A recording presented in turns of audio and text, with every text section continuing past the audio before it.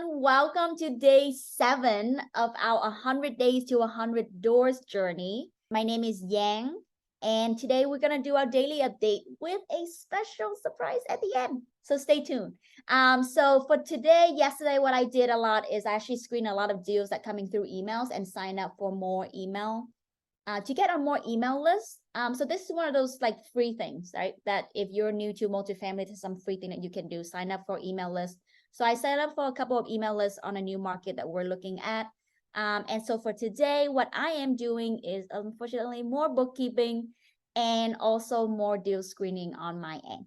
And then I'll pass it up to you, Selena. Hi, everyone. It's Selena here. Pretty much what Yang is doing is some of what we do every day. Follow up on email, see if there's anything there that fits our buy box, getting in touch with the broker.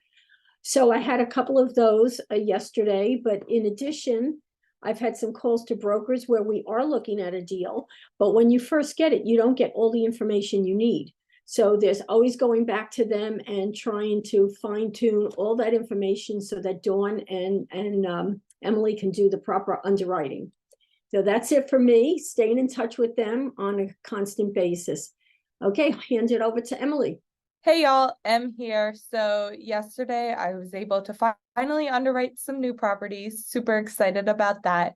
So sent some feedback to mom. I just need some more information on those properties. That way I can do a better analysis on them as we deep dive into the properties. We did get the LOI out the door for the one property, so very excited about that.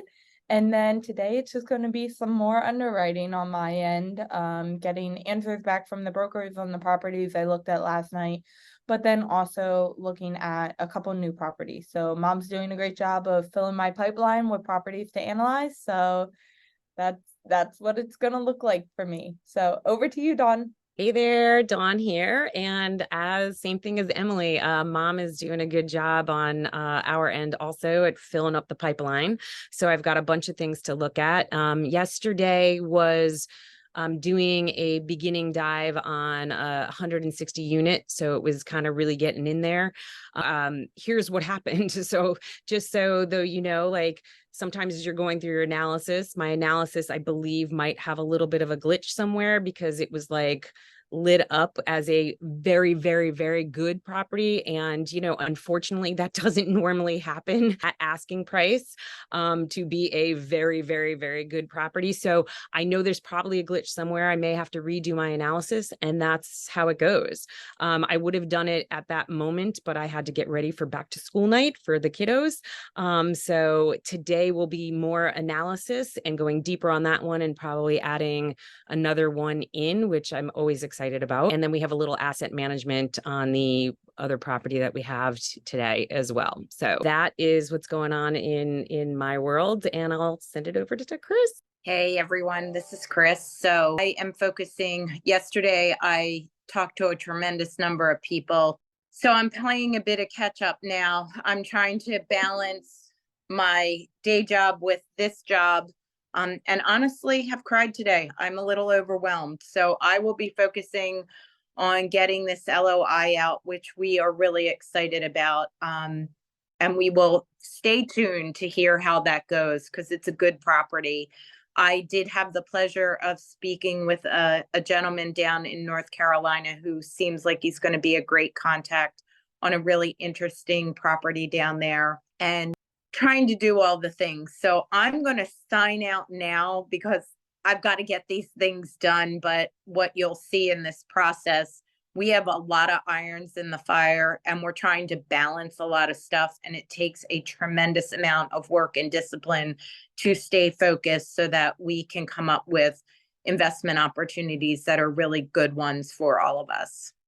Someone has a tip. I don't remember who it is, but listen, because it's a good. Hi there. It's Dawn. I'm going to give you a few tips. Well, first, I want to go, you know, Chris kind of said there first, okay, is it does take teamwork. Sometimes it's overwhelm.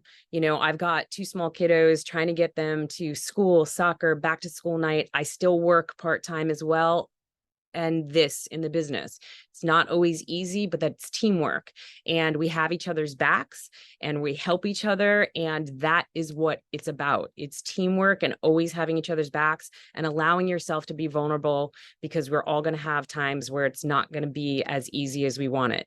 So that's tip number one. I'll give you tip number one. Okay. Tip number two is touching on what we said about asking price. I kind of mentioned asking price in my when I was talking about my analysis and how it was like, woo, you know, we're very close to asking price, and that doesn't always happen. But what is asking price? Okay, what does that mean? Several things. We have a guidance on what a purchase price is, or an asking price, or pricing guidance, or whisper price. These are all terms that we use to find out what the seller thinks the property's worth, what we may think the property's worth. And there's always, you know, a range in between. So a lot of times we will ask the broker or ask the seller directly, what do you believe this property's worth? And we will use the words whisper price, pricing guidance, you know, asking price, purchase price. And that is, I tend to use pricing guidance more. Some people use whisper price. It's just, they're all mean the same thing. And it's just dependent upon, you know, asking or where we have a starting point for our analysis. Tip of the day. Have a great day, everybody. Awesome. Thanks. Bye, everyone.